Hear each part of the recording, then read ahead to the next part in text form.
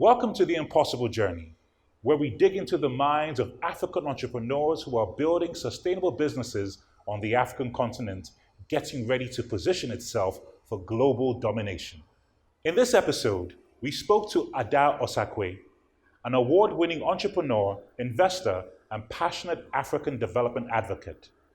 She is the founder of Agrolay Ventures, an investment firm that focuses on early-stage food companies in Africa.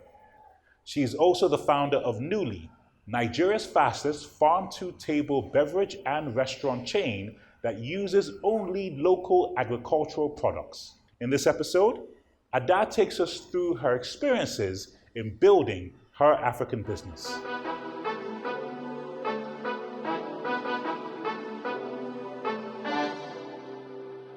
Ada, thank you so much for being on the show. Thank you so much for having me. All right, fantastic. So tell us about Agrolay and Nuli Foods. What is the genesis of both of these ventures that you have?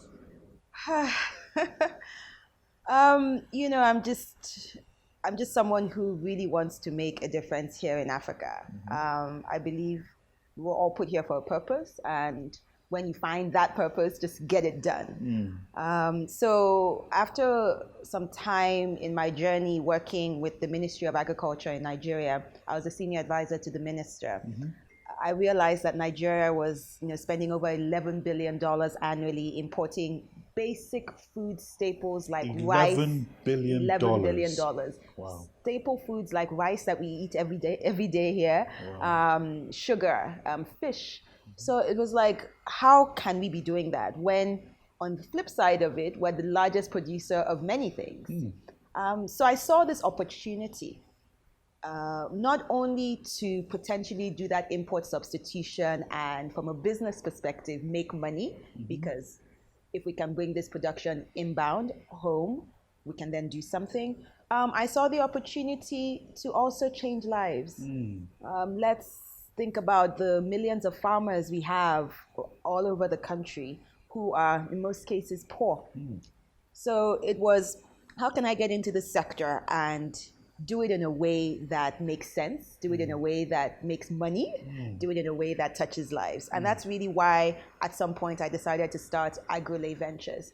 YG, I had been doing other things in my life. Yes. I had done infrastructure finance, this, that. So I was like sort of all over the place over time. But honestly, when I finally got into agriculture, I was like, okay, I found my place. It was interesting also when I was at the ministry that a lot of young people would come to the ministry or reach out to me and say, we love your boss, the minister. He wears a bow tie. He's really cool. We see you as well. You're a young person and you're talking about agriculture.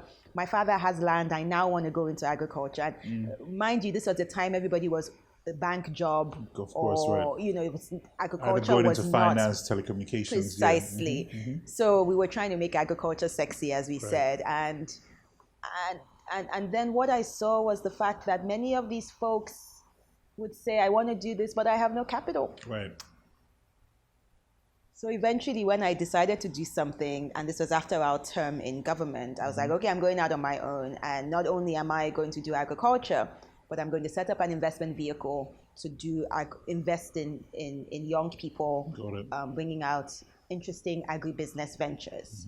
And that's how Agrolay started. Got it. So Agrolay invests in innovative food businesses across the value chain, also technology-driven businesses. Nuli is one of the investments of Agrolay. And Nuli was my take on how do I roll up these sleeves and really get walk into the it. talk. Yes. I've been talking, telling people, I'm not going to invest in you. You need to do this, that. But I've never done anything myself. Wow. Right? So it was interesting. And Wadi, this really is one of my strengths, I think, and what makes me who I am in the way I've then approached entrepreneurship, because I now have this rounded view, understanding what it takes to build a business from ground up.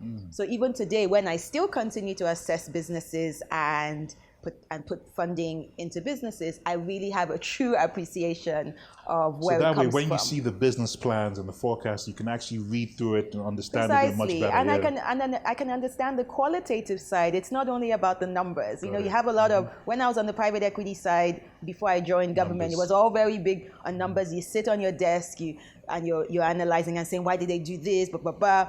But when you've lived it and you know when there's no lights and you're fighting with one policeman who wants to come, all the mitigating factors that you just can't put in the numbers, it goes out you the can't door. quantify. So now suddenly you have an appreciation of what it truly takes to be a business person in Nigeria. And that's really how Agrolay and Nuli started, and it's been a journey of 5 years now. Gosh, just like that. Yep. Okay, so tell us about the name Nuli. What does that mean? So Nuli, I was trying to think about something Nigerian, uniquely Nigerian. I'm very proud of my heritage, and I was like, if I have to build something, it needs to reflect where I'm from. And bear in mind that at the time I was developing and thinking about Nuli, I already knew I want to take this brand outside of Nigeria. I want to represent our country on the world stage. And that's really the vision from day one. And I think that's quite important to know because it's kind of how you then execute. Right. So I was kind of going online and thinking, baby names Nigeria. Right. Or Nigeria meaning of fresh. Right. Yoruba meaning of happy, you know? I eventually ended up with the Igbo meaning of happy. Okay. Because for us at Nuli, we were trying to inspire a healthier and happier generation of Nigerians. And I went with Anwuli, which means joy, happiness, but then coined Nuli because I was looking for a 2-syllable, easy name because I think I'd read somewhere that it's good for to stick in people's minds. Right. And that's sort of how I ended up with Nuli. It's funny how you kind of put things out there, but sometimes it's really how consumers consume your brand or engage with it. So I was there thinking Anwuli, so it's Nuli. Right. But some people say Nuli. And I'm like, oh, okay, that's true. It could be Nuli. Right. So sometimes they have to put in bracket NOO-LI, so Nuli. So that's really how it came about, and worked with a good graphic artist at the time to develop a logo. That's the logo here. Beautiful. It really meant the roots on the inside was like the inside of soil. So underneath, what's underneath is as important as what's coming out of the ground. So you really have to treat your body right from the inside, and both from a health perspective, but even emotionally. And that's what then reflects on the outside. So that's sort of where we were going with the brand Nuli. So it's quite congruent. It was very deliberate. Okay. All right, thank you. So talk to us about the growth of your business. You know, you talked about you started 5 years ago. I believe, or I want to assume that you started with one store and then you scaled, or did you have like a multi-store approach to how you began? Why did we actually started with one juice? With one juice. You know, we started as a juice company. I wanted to build a brand that was using locally grown food products from our farms, but adding value to it in the form of however a consumer brand. And this is because as we saw, what I mentioned to you earlier about Nigeria importing so much food, the reason was that we were importing finished products or food that had already been processed and refined. And there were issues with shelf life and things like that, right? No, not even at that time. You know, Nigeria wasn't going, even if we grow the paddy rice, we're not milling it to make it the rice that ends up on your table. Oh, okay. So, or if we grow tomatoes, we were not putting it in factories that turned it into tomato paste or tomato ketchup. But that's what we were importing. Heinz ketchup and all these things. So it was like, how do I use what we have locally and process locally to give the eventual product that consumers can buy. And that's really how we were just thinking about it, and starting off with the juice product. But on the flip side, I was quite passionate about issues around malnutrition. The fact that you have lots of kids, especially in the north part of Nigeria, but Nigeria has, I think, the second highest rate of malnutrition in the entire world. And how could we use food as medicine in many ways?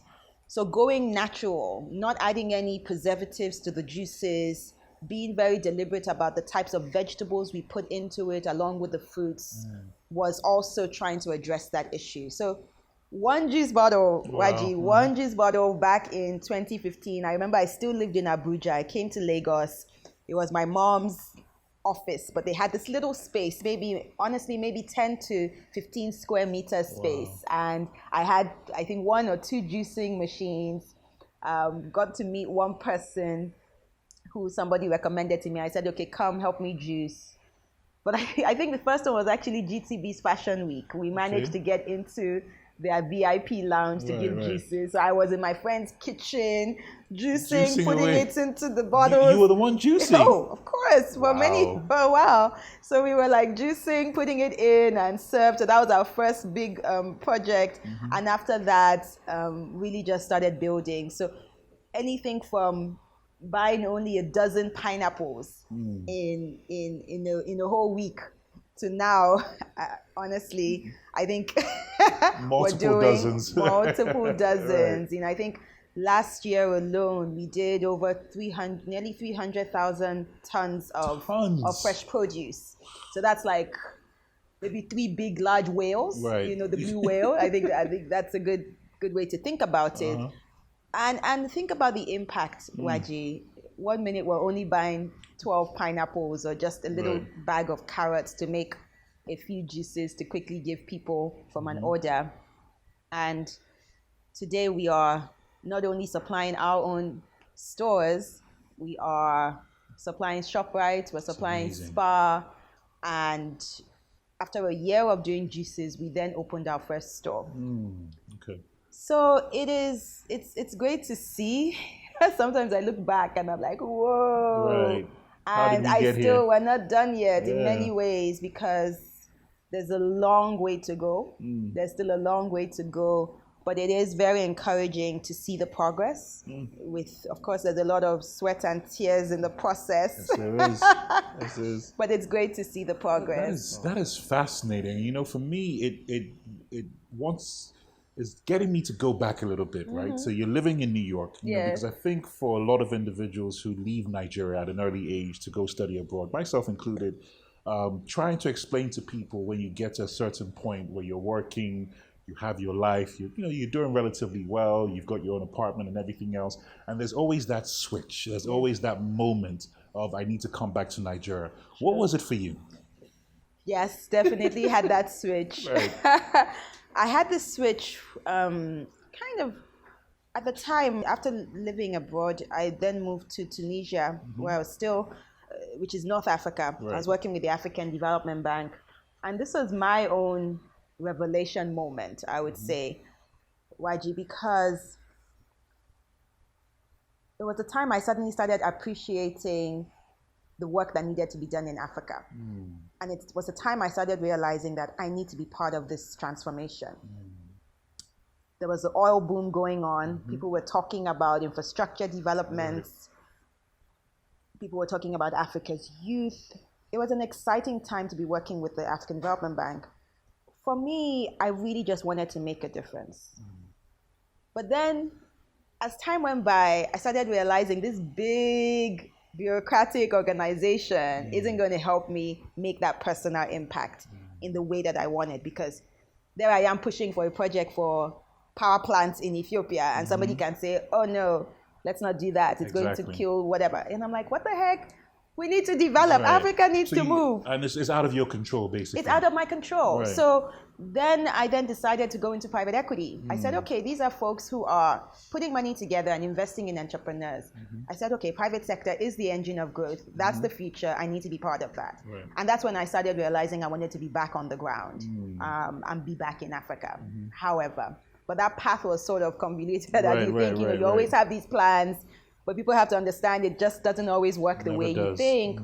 From Tunisia, I ended up in the US doing an MBA. But while I was in business school, people were like, oh, she's going back to Africa. Everybody knew because it was very clear. But I still didn't know what. Finally got a job, my summer internship. I worked in Nigeria with a firm in private equity, but then started getting the bug again to move, to have that closer direct connection to impact. So I had moved from the African Development Bank, I got antsy, moved to private equity, and then I was still not feeling that things were right, because I was seeing a situation where people in these big organizations were going around making decisions on who to invest in. They were, nice suits, nice everything, nice cars. Right. And a number of people still weren't getting funded. Number of entrepreneurs were, because they would say, oh no, your business is not ready yet. Oh, you're too small for us. I'm like, okay, so who's going to fund them? Who's going to fund them? Who's going to fund them? Right. So I started seeing that gap, and I said, okay, I need to move again. But that convoluted thing took me to Abuja. Okay. I never, ever thought I would be in government, that I would be working with the minister and talking policy of agriculture and talking policy work, and Nigeria is going to do this. And then my parents telling me, stop it, you people in Abuja, what have you done? And I'm like, no, mommy, we increased our farms from 500. You're now doling out the statistics and nobody believes you. Nobody believes the statistics. So it was such an interesting time. But yeah, that really for me was the move back period, and that revelation moment that I needed to come back. So, I mean, thank you for sharing that. And, you touched on your educational background with your MBA and the experiences you had working in private equity and then also in the public sector. So how would you say your educational background and also your experience prepared you for the role of being an entrepreneur in Africa? It prepared me big time. I can't even lie. It prepared me big time. I know these days a lot of people are going out, finishing high school and sitting on a computer, and they want to be the next Mark Zuckerberg, and they want to do an app. I'm like, go and get a job. Right. Go and study, go and get some of the frameworks and the principles. Develop your craft, Develop your craft, develop your personality and how you interact. So without a doubt, my background really supported me. And it's not just about the work, it's about the networks, it's about people and relationships. You can be the smartest person in this world, but if you just don't have good relationships and know how to work them, know how to cultivate the relationships. I still remember myself, I could meet somebody that I admired or I thought was going to be really useful or helpful to me down the line. And I would I had a folder in my email that was called Networks. I think I still have that. And, I just put a quick note there or whatever. And I would keep writing. Hey, I just went to business school. Hey, I just wanted to touch base. How are you? How is your daughter? How is your... Whatever. But those touch points mattered in such a big way. And that's something that a lot of young entrepreneurs don't understand, that you never know what you can get unless you ask for it. Absolutely. Down to advice or introductions or pointing people in the right direction, correct? Absolutely. Yeah. You have to be bold, you have to go for what you want. But you have to remember to be human at the same time, and that other people are human just like you. Right. So you should be respectful of them. I get some messages through DM on Instagram. Hello, please, can you mentor me? Wow. I'm like, I don't know you. Based on what? Right. Based on what, you know? So I think, I don't blame these folks. I do feel there's a lot of poor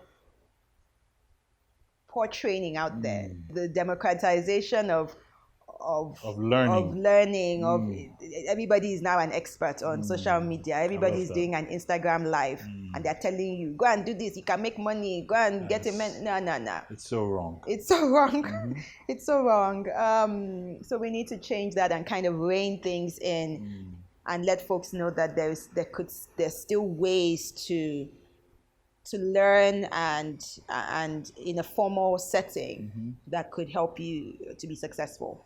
Okay, so thank you. You see, part of why we on the impossible journey is because we want to talk about not only the good, we want to also talk about the things that kept you up at night, the things that gave you great stress.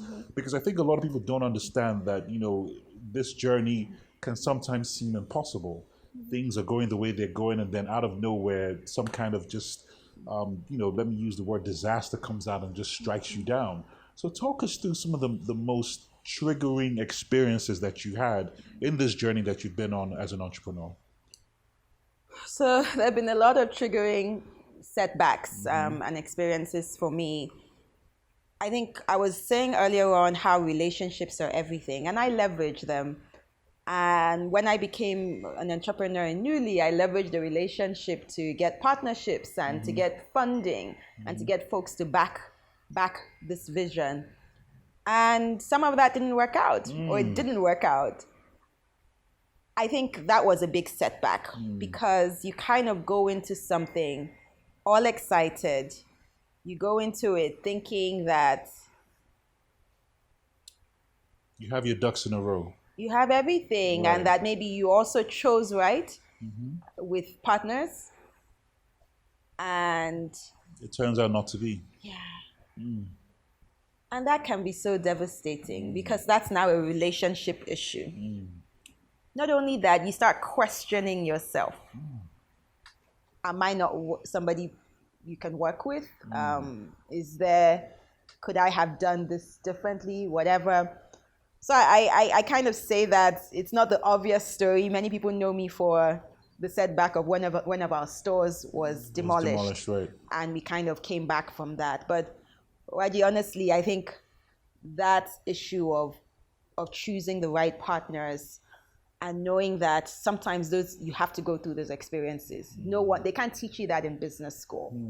They can't teach you that. Your family can't teach you that. You sometimes just have to go into it and learn and come out of it and say, okay, it didn't work out. Okay. So that was. So let's stay on that because that is a very vital point. And I think a lot of entrepreneurs don't realize, especially when it comes to funding, that you need partnerships and it has a knock-on effect on equity that you have to give up and the way that your business runs, especially when another party comes in and how they influence your vision, how they influence, how your business lays out. And to your point, if you don't have the right partner, and they have the right amount of money, it can completely change everything about what you're trying to do. Changes everything. No, you're absolutely right. And it's unfortunate in this day and age, you go to Silicon Valley or many of these young folks want to go to Y Combinator and become a tech entrepreneur, but they always tell you, go get a co-founder, go get a co-founder. Right. But sometimes, okay, I don't have a co-founder and I'm where I am. I know a lot of even other friends of mine who have raised funding up to millions of dollars in Silicon Valley, and they don't have co-founders, and they're moving ahead. Do I have right advisors? Do I have a great board? Yes. So what do I miss? I miss sometimes being able to just bounce an idea and know that there's shared responsibility there. But it doesn't mean I would go and take on the wrong person and sit with it just because I feel like I need a partner. So I think it's something people need to really have to make those tough decisions. It was tough. One of the businesses I was doing alongside Nuli was part of sort of the Nuli brand. It till today it doesn't exist anymore. For that reason. Which business was this? This was our sauce business. Okay, got it. Which we may take on again. There's some opportunities now, but I just had to make the tough decision to just move on and to focus on where my mind, mental health, that's another topic. But what's happening up here is everything. Especially as an entrepreneur. Especially as an entrepreneur, it's everything. Let's talk about the elephant in the room, which is COVID-19. 2020 has been reshaped by it. It has impacted economic outlooks as something that nobody anticipated from anywhere. You speak to the best of the best. Nobody planned for such a pandemic because not just something that was in our existence. The last time the globe ever went through something this tragic was 100 years ago. And then even for us in Nigeria, it's something that we looked at from an abroad point of view, or that's something they're dealing with until COVID actually came into Nigeria and got us to where we are now. How has this pandemic affected Nuli, affected Agrolay, and affected your entrepreneurship journey? COVID just came out of nowhere. Nobody saw it. So I'm just someone who, I like to see the silver lining in things. I feel so blessed to be alive, safe, healthy, well. My team is fine. So it's like, how do I make the best of my situation? How do I make the best of the blessings I have? So COVID helped us we just have to keep going. And first of all, I'm happy that I chose to stick in agriculture and food because it's a defensive sector. Right. People always have to eat. And that was one of my big investment thesis. You know, it is food. People would eat. Right. Secondly, we do healthy food. And as you think about it, most of the deaths around the world, many people had pre-existing conditions caused by bad nutrition, you know, obesity, high blood pressure, whatever. So it even validates the approach we have at Nuli in many ways. But that's all nice to hear. At the end of the day, if consumers are not coming out to buy, and if they're not choosing to spend their money with you, you just don't have a business. Or if places are closed, you know, we had 3 of our stores inside office buildings that are not back. They're still closed. So that's revenue out the door. And there's no planning. Nothing. That prepares you. There's nothing. It's just the assets are sitting there. Right. Boom, out the door. So it's like, what do I do? It was tough in the beginning. Very tough. We deal with perishable products. So it's like when they just suddenly said, there's a lockdown coming. Boom. I'm like, we have over 300 bottles of juices. Right. Where am I supposed to put it? Them, right. It's going to spoil. Right. How do I sell it? Right.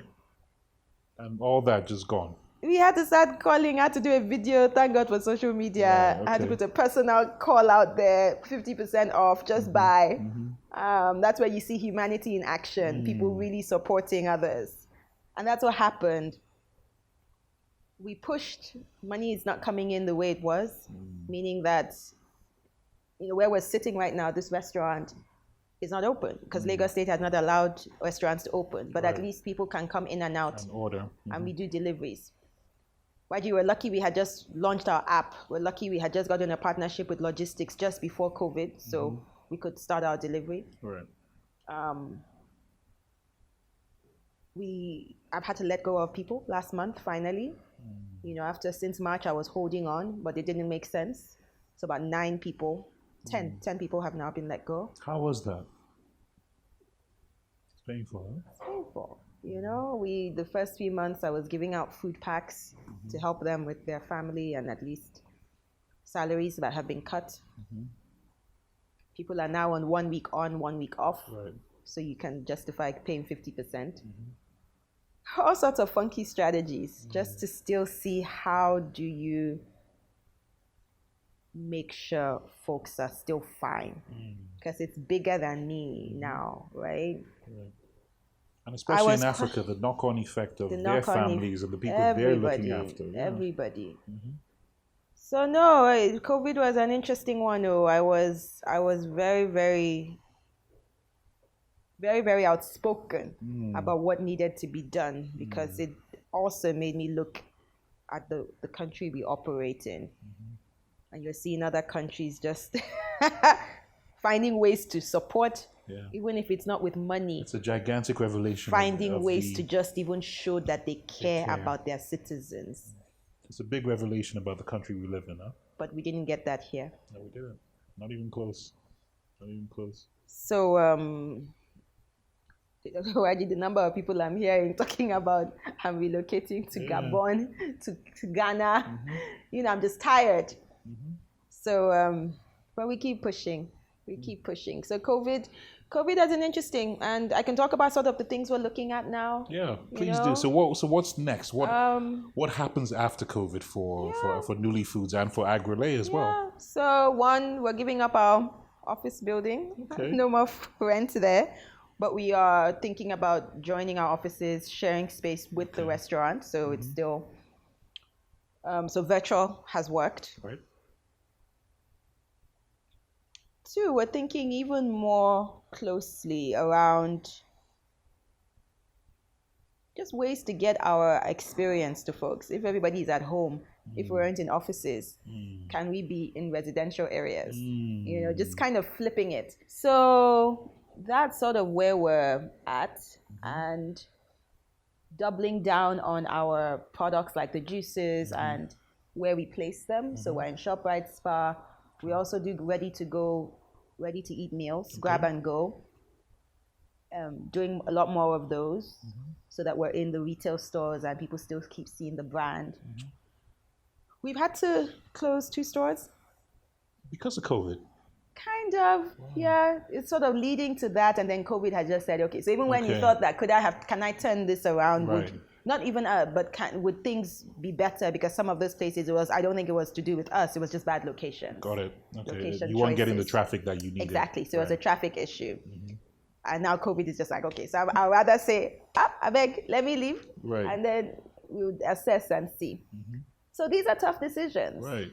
That entrepreneurs have to make. Some people don't make those decisions. They hold on. They're like, maybe not. What am I going to do? But I think my experience has just taught me, bite the bullet, just get it done. You look at the numbers. Numbers tell a story. I said that earlier on. Numbers. Many entrepreneurs don't look enough at their numbers and they don't have their accountants as their friends. But you need to. You need to really understand what's happening. Cash what those is numbers king, mean. and what they mean, how to translate it to the business. So COVID has all about been, all those things I said, all the things we did was all to preserve cash. It's a cash issue because cash is what would help us survive through this period. Because it will come back, things will happen. I believe, we have the hope. Right. But like you said, enough scientists and economists, no experts of the world, nobody can predict. I'm tired of seeing those models, V-shape, U-shape, W, whatever. They don't mean anything. Yeah. All right, so let me ask you this. For young entrepreneurs, you made the analogy and the example of, especially a lot of young kids who come out of school, they get on their laptop, they get on the internet, they get on social media and have this aspiration that they can jump from that current situation to the next big thing, to the next Mark Zuckerberg and everything else. What advice do you have for the individual who has that burning desire to be an entrepreneur, especially individuals like yourself who are maybe abroad and relocating back to Nigeria, or Nigerians who are here already? But either way, how or what advice would you give to those individuals who are looking to embark upon a journey as an entrepreneur? They should my advice would be to just get it done. Be resilient. Be resilient. You're going to need that in a big way. Nothing here is the way the textbooks tell you it's going to be. You have to adapt to what we have in this situation. Some people are lucky. So yes, there are those who wouldn't have to go through a lot of processes or training and they can get right out of school and start something and soar. But for the most part, we're not. So get ready to just build and build with quality, build stuff to last. Many of us aren't building things to last. It's short-term, knee-jerk, and just a little issue or problem, you give up. Don't give up. Let's build things to last. So will you tell people, prepare for the issues, the unexpected challenges? Prepare for them. It's going to happen. Them and be resilient because you just have to hold on. And especially if you're thinking to build stuff to last. At the start of our conversation, Raji, I talked about how from day one, it was about Nuli going global. Nuli building a brand that will be proudly Nigerian, that you start seeing all over the world, right? Because I want it to outlive me. I want a brand that lasts. So everything I do, the resilience, the knockdowns and getting back up, the trying to go through COVID, everything is about how do we last. Yeah, that's a big one. That's a big one. It's one thing to say entrepreneurs are resilient, but not many are. Not many are. And it's something that is required, you know, and I think it's important that entrepreneurs are told the truth. Yeah. I think, I love it when I hear a young individual talk about, I'm going to be the Mark Zuckerberg. And I'm like, no, that's not quite. Even how he got to where he got to was a combination of so many different things. Absolutely. So don't just think that, I'm going to drop out of school and then tomorrow I'm going to start the next big social media thing. It doesn't always work like that, right? It's some level of thinking, some rigor, some resiliency that has to go into your planning, absolutely, right? Absolutely. That's it. Okay. All right. So, yeah. And I thank you so much. My We pleasure. really appreciate you coming on here on the Impossible Journey. Fantastic conversation. And sharing your African entrepreneurial journey with us as well. Yeah. Thank you so much. All right. Okay. And thank you. And that's Ada Osakwe, the founder and chief executive of Agrolay and Nuli, sharing with us her experience as an African entrepreneur right here on the Impossible Journey.